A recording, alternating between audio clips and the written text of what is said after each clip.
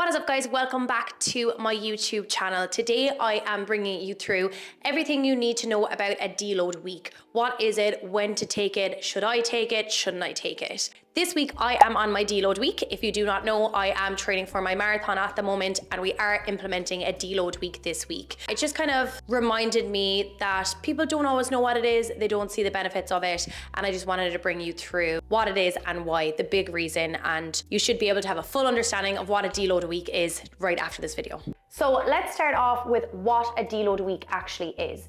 A deload week is a planned week in your training where you strip back the training intensity to allow your body to fully rest and recover. What a deload week will look like depending on your training. Let's say you are typically someone who's in the gym, you are pushing weights for weeks and weeks. You might implement a deload week where you strip back your training intensity in terms of your weight selection, in terms of your reps, of your sets, and you're not training to failure anymore. It's not so much a week off of the gym or off of your training. It is stripped back so you're not putting stress on your body.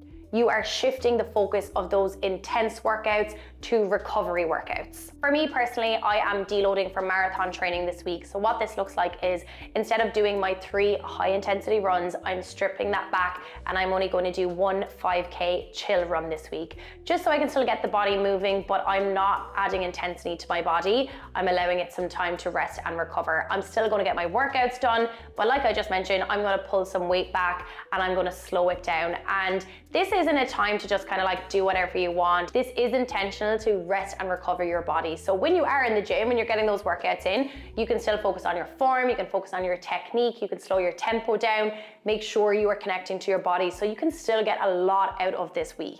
In addition to this week, I am going to be really focusing on my muscle recovery. So I am going to be going to a cold plunge. I'm going to be booking in for a massage. I am going to be getting my 8-hour sleep every night. I'm going to be taking my magnesium before bed to help with that recovery. I'm going to be focusing on my nutrition and my hydration and just making sure my body is feeling 100% going into next week. Now, why should we implement these is the next big question. Why do I need a week to chill and recover? And it is because my body is exhausted and my central nervous system is spiked up through the roof right now. And that's not a good place where we want to be in long term. We are in a society these days that is like go hard or go home, which can be used in a lot of scenarios, but rest is just as important as that hustle.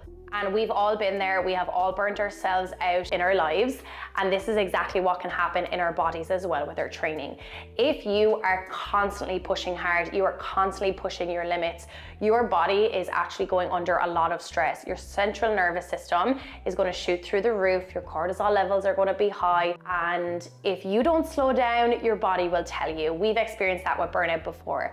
For me, my body, it was telling me this week through my calves. My calves were so tight, so fired up this last week, no matter what I did. I took a few days off, but the minute I started running again, I could feel those calves turn on. So my body was trying to tell me to slow down, so I'm doing that. So right now I'm being proactive.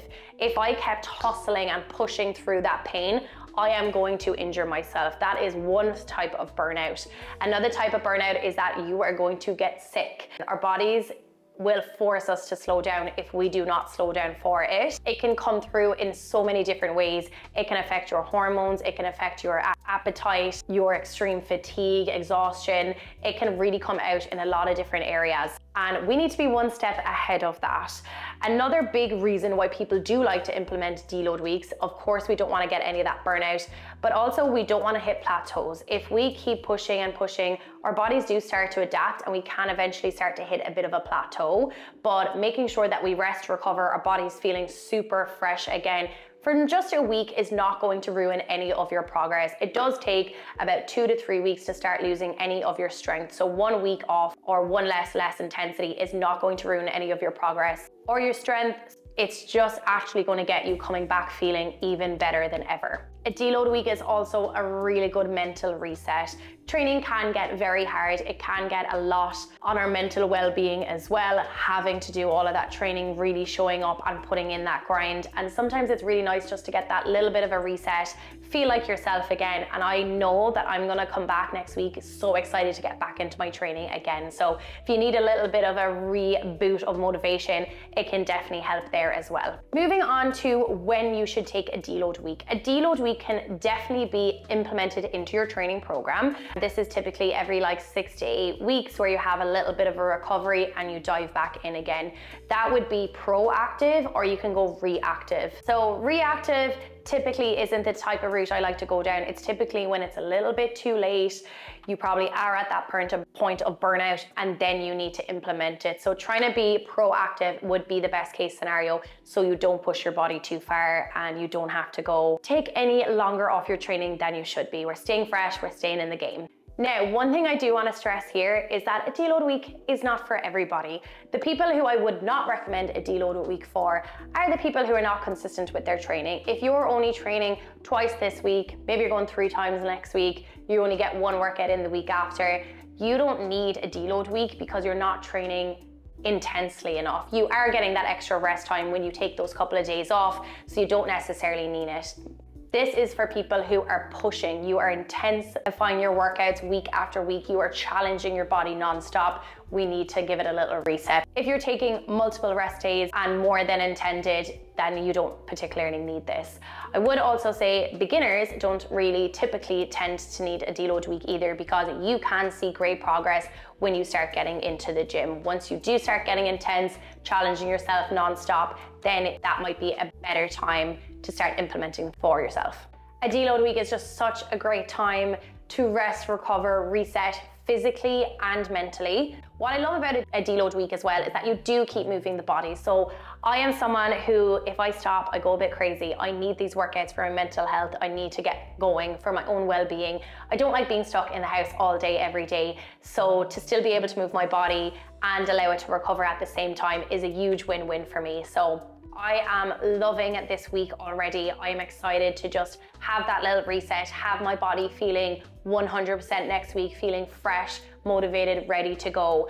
I am excited to have this little bit more chill time, this little bit more downtime, especially during marathon training. It does not happen all of the time and it can get quite intense. So I'm really going to enjoy the moment this week while I'm here, and I know I'm going to come back guns blazing, ready to go next week, and super excited to hit those speed sessions for myself next week. So this week for me personally is so I'm not getting injured. I'm allowing my body to rest and recover. It has been doing really well recovery wise, but it has been nearly 2 to 3 months now of being quite on the training. So it's about time I gave my body a little bit of time to recover, and then I'm going to come back again. I have never missed a workout, not one, since I've started.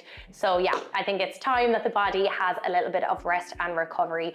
But if you are someone who has starting to feel some of these symptoms, maybe you are feeling burnt out, maybe you are hitting that little bit of plateau with your training, even though you're trying really, really hard, it may be time for you to implement a little bit of a deload week. Think about it, think about how hard you train, think about what your body needs, always listening to your body, and like I like to say, work smarter, not harder. Don't forget to like and subscribe. I hope that you found some benefit, some value from this video today. There will be more educational videos coming. There will be more marathon content coming. So make sure to subscribe to not miss out on any of it. But thank you so much for tuning in today. I'll catch you guys again soon.